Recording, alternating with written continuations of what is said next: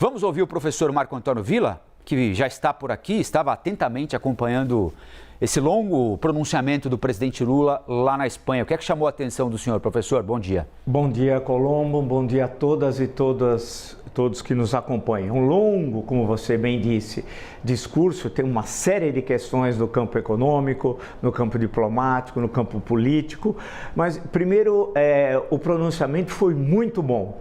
Imagina nessa mesma situação, no ano passado, em abril, Jair Bolsonaro conversando com o presidente do Conselho de Ministros da Espanha. Nós teríamos o mesmo nível de conversa?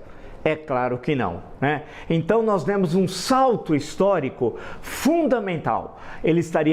Bolsonaro nos fazendo passar uma enorme vergonha e agora nós temos um presidente que nós podemos questionar algumas leituras da conjuntura ou até da história, mas não passar vergonha como o Brasil durante 4 anos passou com Jair Bolsonaro. Falando nisso, uma primeira correção ao presidente Lula, aí uma correção. Ele fala em 6 anos fora do mundo. Não, 4, 6 não. Porque no governo Temer nós tivemos 2 excelentes ministros de Relações Exteriores. O senhor José Serra, que saiu senador por razões de saúde, e o Aloysio Nunes Ferreira, que também, é bom lembrar, foi senador entre 2010 a 2018, além de ter sido ministro da Justiça, deputado federal e etc. Então, não são 6, são 4. Né? Aí sim, veio o Ernesto Araújo e aquele... Eu não sei se é uma invasão bárbara, né, no sentido mais vulgar da expressão, que ocupou os cargos principais do Itamaraty e o Brasil virou um estado pária da comunidade internacional. Agora, quando ele se refere, e é interessante essa visita à Espanha, porque a Península Ibérica passou um processo de redemocratização na década de 70. Ontem nós vimos o presidente falando do 25 de abril, Dia da Liberdade em Portugal, 25 de abril de 1974, a Revolução dos Cravos, e quase que no mesmo momento histórico, num processo diferente, mas com um final feliz, né? A morte de Franco, a sucessão através de Juan Carlos I, que naquele momento histórico desempenhou um papel fundamental, e o ministro Adolfo Suárez no processo de transição para a democracia que a Espanha tão bem fez. Então, deixar esse registro que é fundamental. Ele fez questão, o presidente da República, Luiz Inácio Lula da Silva, de mostrar êxitos aí do seu governo, né? Fez questão de lembrar a questão da fome, que em 2012 a ONU considerou que não havia mais fome no Brasil, lembrou Minha Casa Minha Vida e a importância dele para a cidadania e para a pessoa dizer que tem uma propriedade. Volto a recordar, o orçamento de Paulo Guedes, o ano passado, reservou 2 caixas de presente da Arábia Saudita, presente entre aspas, que pode ser propina ao ex-presidente Bolsonaro, no valor de 16 milhões e meio de reais. Ele reservou cerca de 33 milhões de reais, o grande Paulo Guedes, o gênio da raça, que nunca escreveu um livro, para o programa Minha Casa Minha Vida. Para vocês entenderem a diferença do que nós estamos falando. Para milhões de brasileiros, 2 caixas de presente, propina provavelmente da Arábia Saudita para Jair Bolsonaro. Isso ele colocou no orçamento. Eu estou comparando valores, entenda-se, né?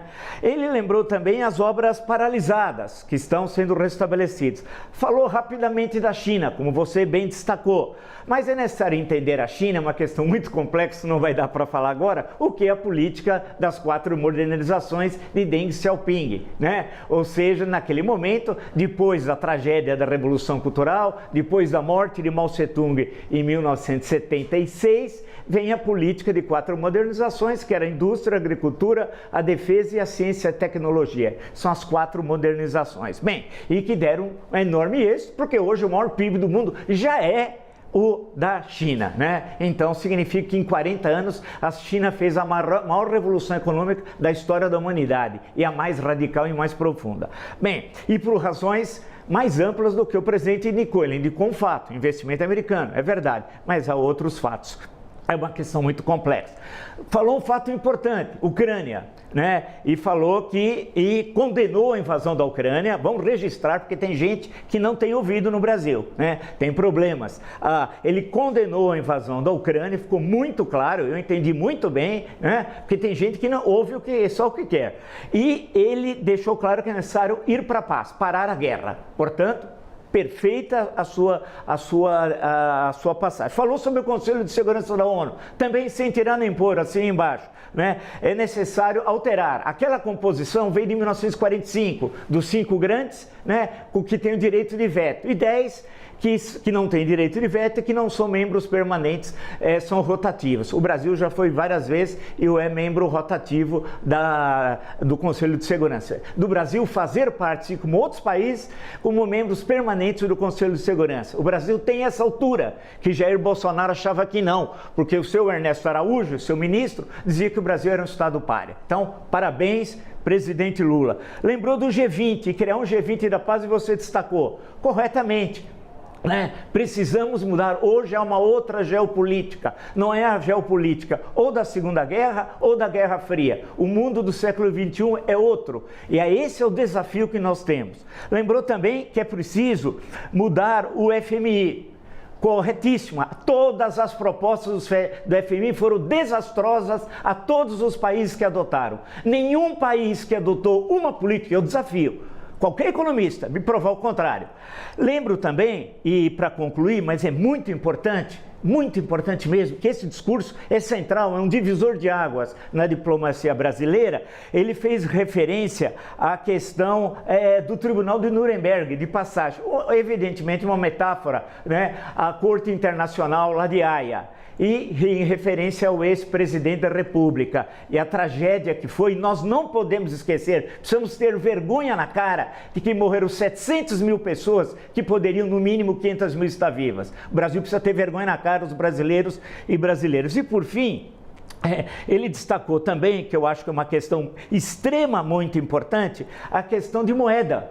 Nós precisamos rediscutir os ingênuos, aqueles que se ajoelham ao que antigamente se chamava imperialismo, e eu não tenho essa visão, registre-se, de Yankees go home, nada disso, mas o dólar só é moeda internacional de conversibilidade a partir de 1945. Historicamente é ontem. Nós precisamos discutir outras moedas, ter esse desafio. E o presidente teve essa coragem de colocar tanto a questão dos BRICS, como eventualmente da América Latina. No caso da América Latina, eu acho que não é um bom caminho, especialmente no Mercosul, ter uma moeda única. Mas dos BRICS, sim, e ter uma espécie de câmara de compensação. É bom lembrar que das reservas brasileiras, cerca de 5% das reservas é da moeda chinesa, é do yuan. Muitos nem sabem, mas não custa lembrar. 80% de dólar, o resto de euros e cerca de 5% yuan, e vai aumentar cada vez mais. Portanto, para concluir, ele fez uma série de outras referências aqui que eu anotei que são significativas,